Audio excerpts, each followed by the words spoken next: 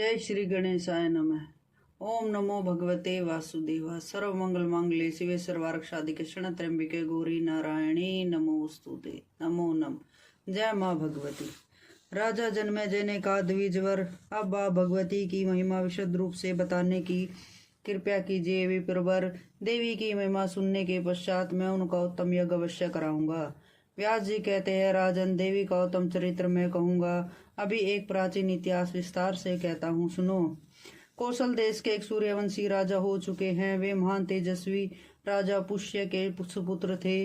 उनका नाम ध्रुव सिंधि था। उनकी रानी मनोरमा ने शुभ घड़ी में एक उत्तम पुत्र उत्पन्न किया। उस लड़के का नाम सुदर्शन रखा गया।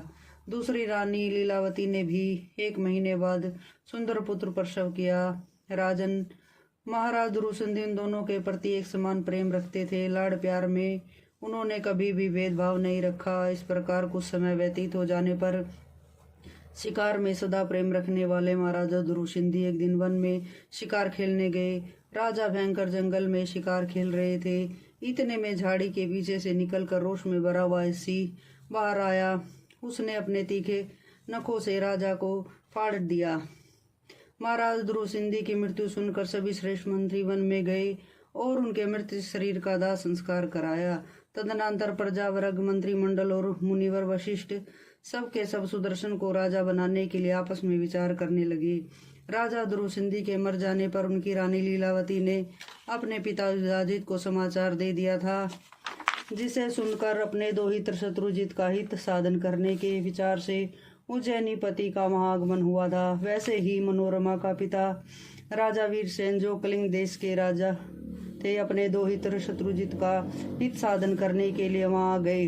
दोनों नरेशों के साथ पर्याप्त सेना में सैनिक थे। स्थिति बड़ी गंभीर थी।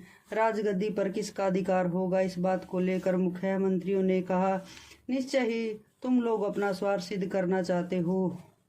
तुम्हारी इच्छा कि सुदर्शन को राजा बनाया जाए, उसका धन हड़प ले। सुदर्शन से शत्रुजित अधिक बलवान है, अतः राजा के आसन पर वही बैठेगा। ऐसी तुम लोगों की सम्मति होनी चाहिए। वीरसेन और युधाजित दोनों नरेशों में बड़ा वाद विवाद छिड़ गया। तब युधाजित और वीरसेन दोनों लड़ने के अभिलाषा में मैदान में डट गए। व्यास जी कहते हैं, युद्ध आरंभ हो जाने पर वीरसेन युधाजित दोनों नरेश लड़ने के लिए शस्त्रों को लेकर उपस्थित हो गए। क्रोध और लोभ ने उन्हें अपने वश में कर लिया था। उस युद्ध में इतने हाथी, घोड़े और वीर कटे कि रुधिर की एक भयंकर नदी बह चली। तदनंतर उस घमासान युद्ध में राजा युधाजित ने अपने तीखे एवं अत्यंत भयंकर अनेक बाणों से वीरसेन पर भी वार किया। बाणों के भीषण आघात से राजा वीरसेन निष्प्राण होकर सदा के लिए ये भूमि पर सो गए। पिताजी ने सम्रांगण में शरीर त्याग दिया है। यह समाचार सुनकर मनोरमा भय से घबरा उठी।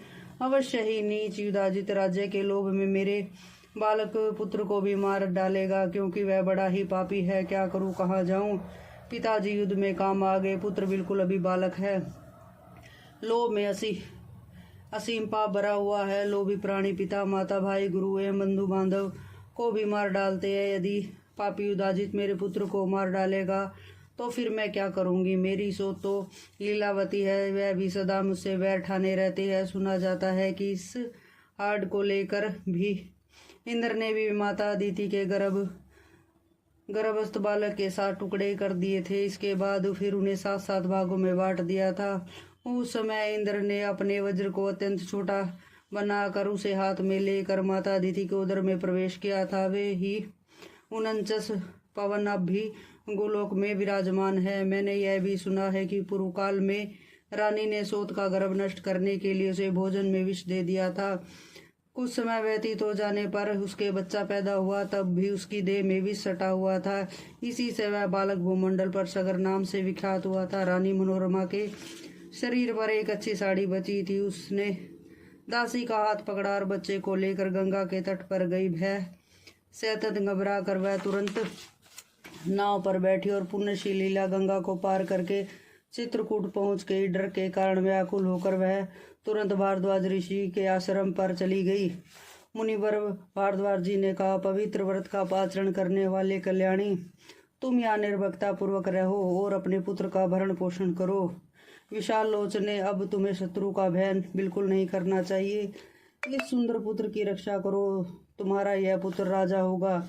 व्यास जी कहते इस प्रकार मुनिवर भारद्वाज जी के कहने पर रानी मनोरमा का चित्त शांत हो गया। अब वह मुनि की दी हुई कुटिया में निश्चित होकर रहने लगी। बोलो भगवती मैया की जय हो।